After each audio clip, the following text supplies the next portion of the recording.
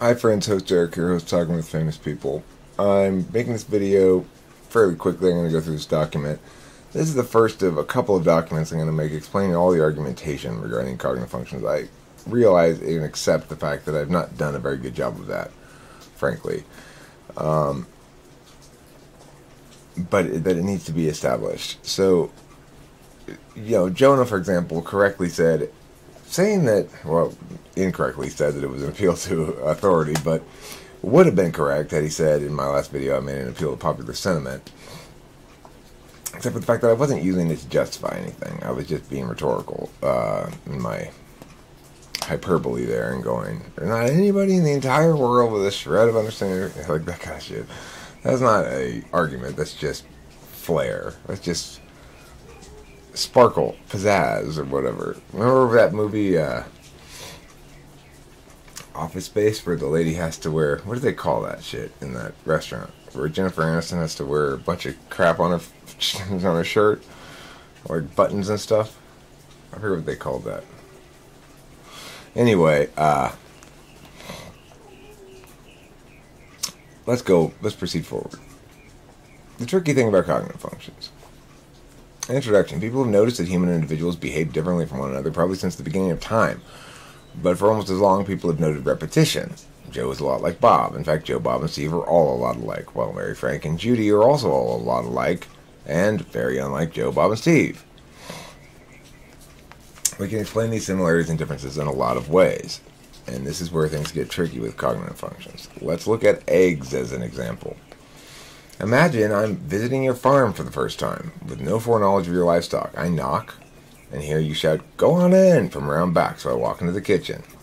You stride into the kitchen through the back door then, carrying 6 large eggs and 6 small eggs in from the hen house, and set them on the table in front of me. Here's a little picture. Okay, why are there two different apparently sets of eggs? 6 small ones, 6 big ones. Are there 2 groups of chickens? Are they just incidental that there's 12 eggs that happen to fall into these 6 and 6 sets? 2 different generations of chicken, 2 different breeds of chicken, big and little chickens. What's the reason for this? I might conclude the egg difference indicated 2 different chicken varieties and deduce from the eggs that there are 2 different types of chicken in the hen house. And I might be right. There may be 2 breeds. One that lays large eggs, the other lays small eggs. On the other hand, I might conclude that there are 2 generations of the same breed. Again, I might be right. There may be a group of younger chickens that had just begun producing smaller eggs and a group of old chickens producing bigger eggs. I might conclude there are 2 sizes of chickens. I might be right. The flock may comprise the same breed, same age chickens, but they're just 2 different sizes of chickens, small and large. This could be intentional or incidental. Just happen to get 12 chickens and 6 of them were smaller and 6 of them were bigger. As small chickens lay smaller eggs, this would explain the sets. D. I might conclude the 2 sets are incidental. It just so happens that in the normal range of egg sizes among a group of same breed, same age, same size chickens, half the eggs happen to land in the smaller than normal range and half in the larger than normal range on this day. And again, I might be right.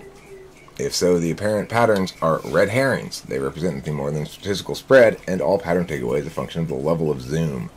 If you zoom in close enough to a data set, you'll find some sort of pattern, or zoom in far enough away. You've set the zoom right.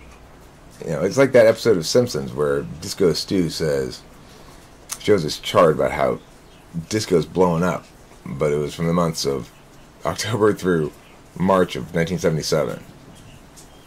So if you just look at that part of the chart, you're right.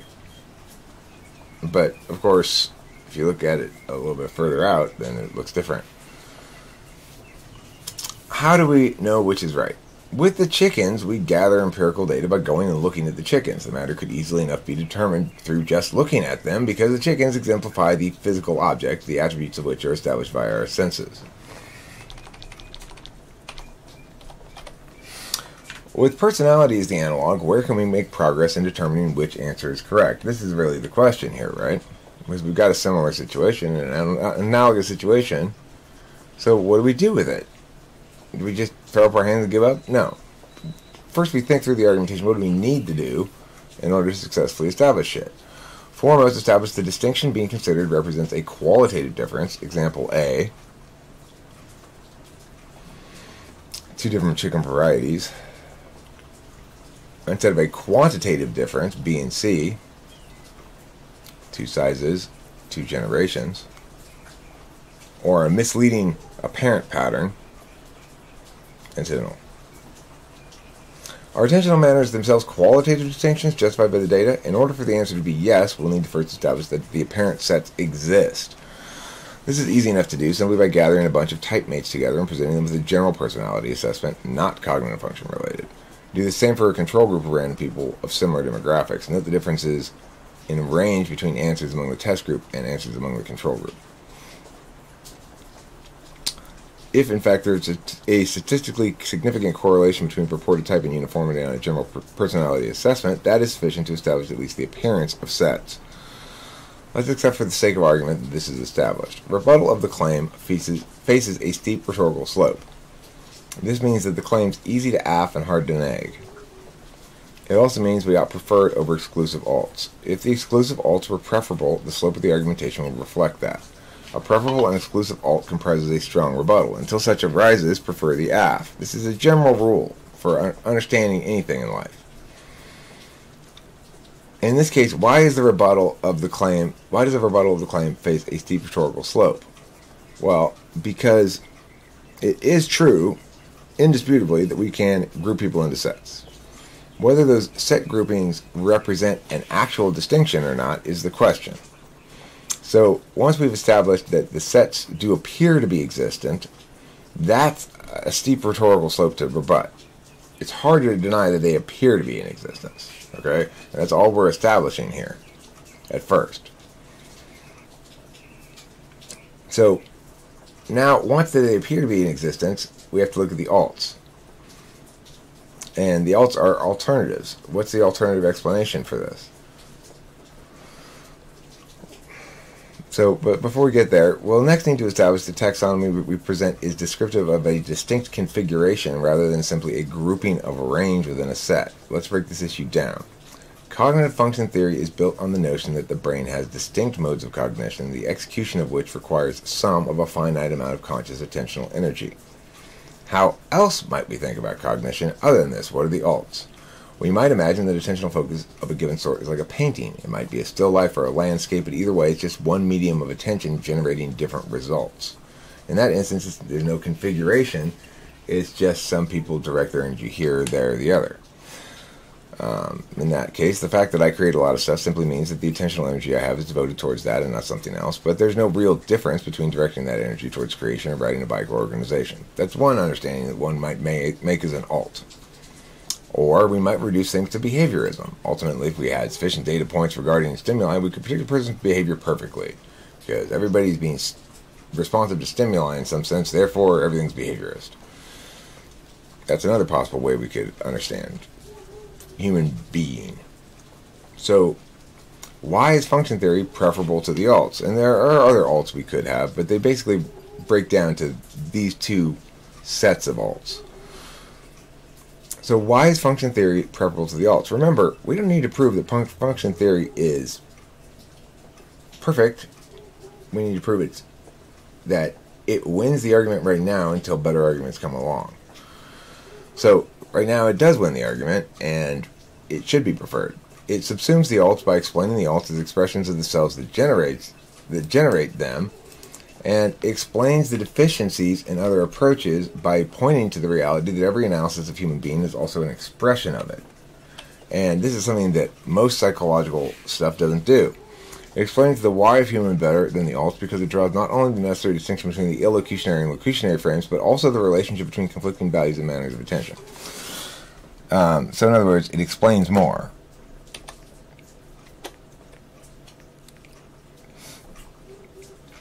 C. It explains the argumentation patterns of dispute between individuals and groups, providing a mechanical explanation for the differing ways in which people substantiate and negate their claims.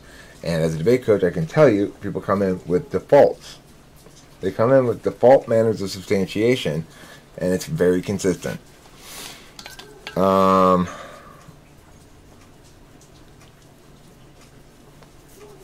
It correctly interprets human beings as a process rather than falsely as an assemblage of attributes, such as Big Five. People aren't assemblages of attributes. They don't have something called conscientiousness. They don't have something called openness. The process of their being may be described as those things, but when we try to think that those things are meaningful assessments of individuals, we put the cart before the horse. It's consistent with human engagement with data in different ways. So answers you already know, some answers you already know, and some you must figure out, for example. That's indisputably so. 2 plus 2, you know the answer to. You don't have to go 1, 2, 3, 4. That represents a different relationship with data than the alternative there. And something needs to account for those things. If we have to understand that knowing something and determining something require different mental processes. It's consistent with the reality that attentional success in some ways contraindicates attentional success in other ways. For example, if I'm doing a good job of proctoring a standardized test, I'm not also doing a good job of entertaining the people in the room, making jokes. That would just distract them. It's consistent with our understanding of how agency works in non-humans. So if we're going to understand consciousness and the processes of being, we ought to make sure that it makes sense from what we understand about the processes of being in non-sapients. Number 1, or I. An animal attempting to make a nest, is not concurrently defending your young, for example. So we have to make choices. Potentialities necessarily involve selecting some potentialities necessarily involves sacrificing others. Defense requires an external directionality of the senses towards fluid realities. An animal being threatened by a predator must scan the immediate field rapidly and thoroughly to anticipate and avoid attacks which might come from any direction. So we know that animals need to attend differently in different circumstances, whereas nest building requires attention upon the nest being built and upon the concept of the nest against which an animal compares the actuality. This precludes external directionality of the sort defense requires. If an animal is immersed in nest building, it is more likely to be surprised by a predator. So we know that there is this quality of being able to be surprised, to have one's attention not be focused on something and something come up and surprise you. Upon what definitional limitation can we reliably distinguish that which is a function from that which is not? This is another way that we have to argue this. In order to establish our point, we have to have a clear, determinate definition of it that excludes things. So, remembering this, first and foremost, a function represents one approach to metabolizing two or more elements in relation to each other and in relation to the identity of the agent executing the approach. To qualify as a function, a given object of analysis must either put information, create or impact objects, get information, process a given set to determine something about it, receive information, encounter a complete set already determined, or interface with systems, responsive interaction with logically people. Remember, the cognitive function idea is we're trying to find the top level taxonomy. And what that means is that everything else is going to fit into one of these things. So I'm talking about masculine FE. Well, I'm either talking about a manner of interfacing called FE, in which case it expresses in all sorts of different ways. And we can taxonomy all the different expressions of those, but we're not doing any work because it's not meaningful as a distinction. It's just saying, it's just pointing out the display that comes out of this process, correlate displays. And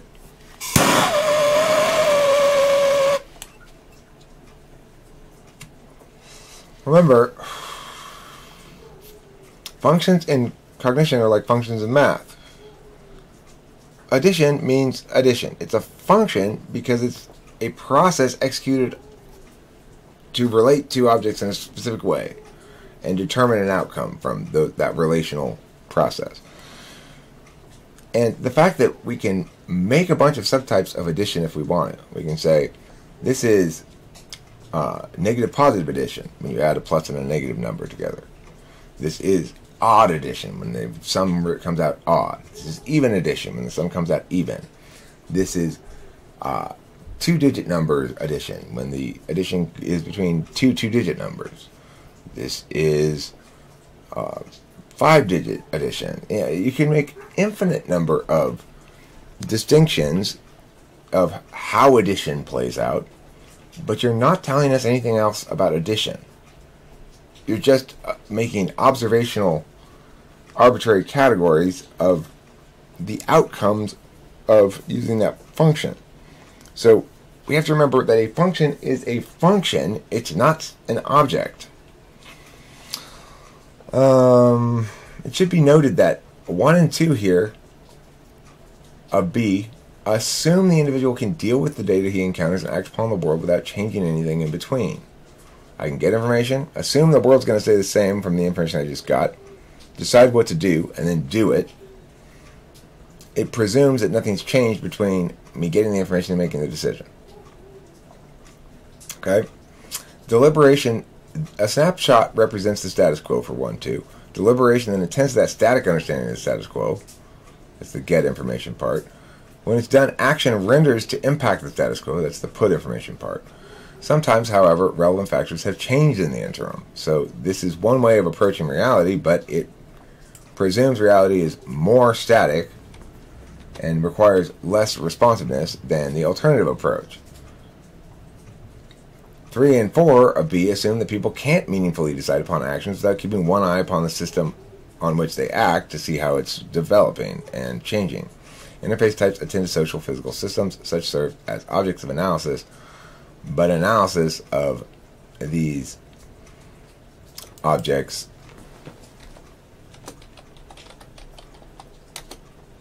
is necessarily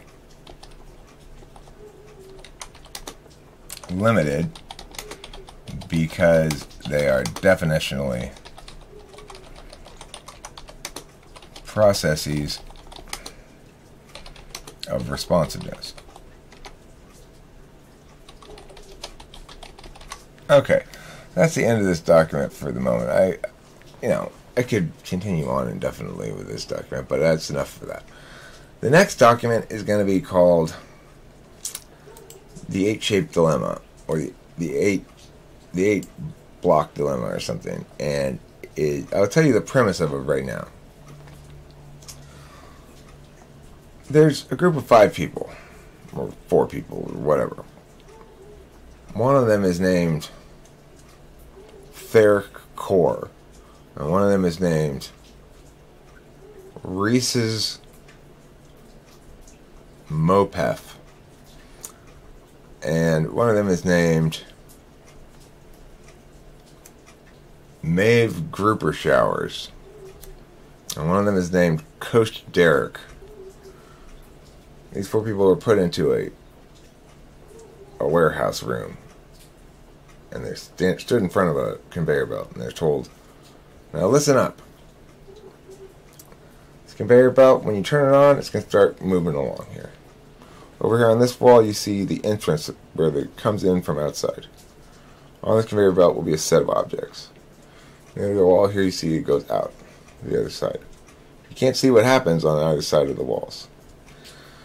You're going to get, when the conveyor belt passes, you're going to see the objects coming to you. You stop the conveyor belt, look at the configuration, and you can make a guess at that point about the processes that led to this configuration, or about the source of it. Now, I'm going to give you a little bit of a spoiler. None of the other 3 people besides Derek, Coach Derek, in this story successfully interprets what's going on. And the way in which they unsuccessfully interpret what's going on is extraordinarily revelatory of the differences between certain individuals, unnamed in this video, and yours truly, also unnamed in this video, in their approach towards conceptualization of what one can infer and deduce and what one cannot. And that's the first of a couple of videos I'm going to make laying out why the arguments I'm making win and the other arguments don't. Thanks for watching. Don't forget to eat plenty of cheese. I gotta poop and I gotta go to work. I gotta go to the weed store before work too. I got an hour and 20 minutes to get to work. There's probably enough time if I hurry.